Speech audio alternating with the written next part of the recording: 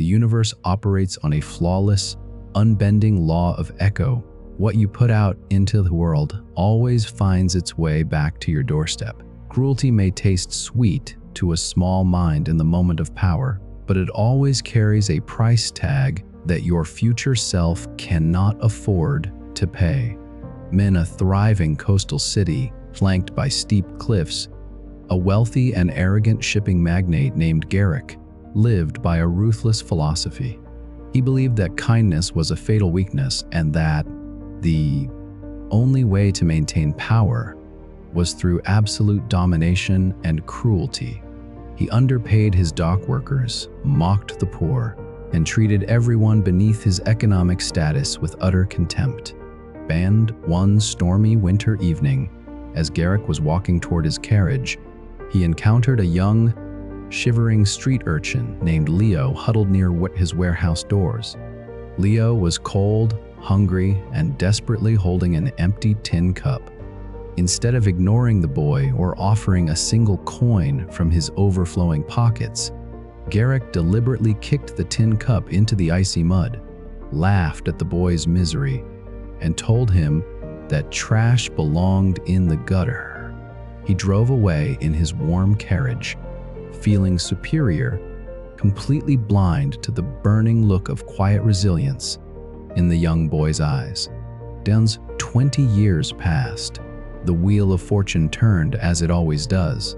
A sudden economic collapse, combined with a devastating fire that consumed his uninsured fleet, stripped Garrick of every single penny, title, and mansion he owned. He went from being the most feared man in the city to an absolute nobody, penniless, elderly, and abandoned by all the fair-weather friends who once flattered him. Garrick found himself wandering the frozen streets, shivering in a thin, tattered coat. Ben, desperate for survival, he lined up outside a prominent, warmth-filled estate where a wealthy philanthropist was known to distribute food and clothing to the destitute. When Garrick finally reached the front of the line, his breath caught in his throat. Standing before him, dressed in fine tailored clothes, was Leo. The street urchin had grown into a brilliant, highly successful entrepreneur who had built his fortune on fair trade and immense community kindness. Garrick froze, his heart dropping into his stomach. He braced himself for the inevitable.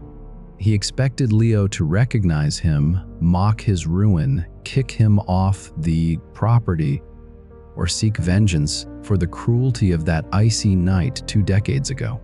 Garrick bowed his head, utterly broken, waiting for the blow. And instead, Leo stepped forward, pulled a heavy, warm wool cloak over Garrick's frail shoulders, and handed him a hot, generous bowl of stew, along with a small pouch of silver coins. Garrick looked up, tears blurring his vision.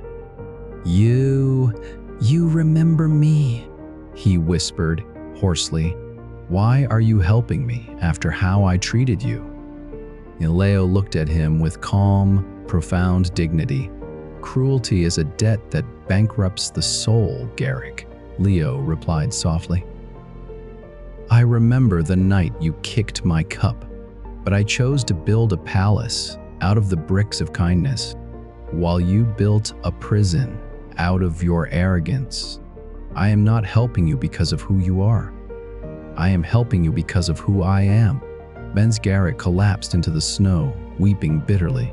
The physical warmth of the food and cloak couldn't heal the agonizing, piercing pain of his own regret. He finally understood that his past cruelty hadn't broken Leo. It had only guaranteed his own ultimate humiliation and ruin. To the story of Garrick and Leo teaches us that arrogance is a temporary shield, but kindness is an eternal kingdom. When you treat people with cruelty or disrespect simply because you have the upper hand, you are writing a bad check against your own future. Power dynamics shift, markets crash, and the hierarchies of life flip overnight. The person you look down on today could easily be the person you have to look up to tomorrow. Land, choose kindness not as a strategy, but as a lifestyle. It is the ultimate currency of life. Treat every soul with dignity. Lift those who are down, and remember that the energy you release into the universe will always return to either break you or bless you.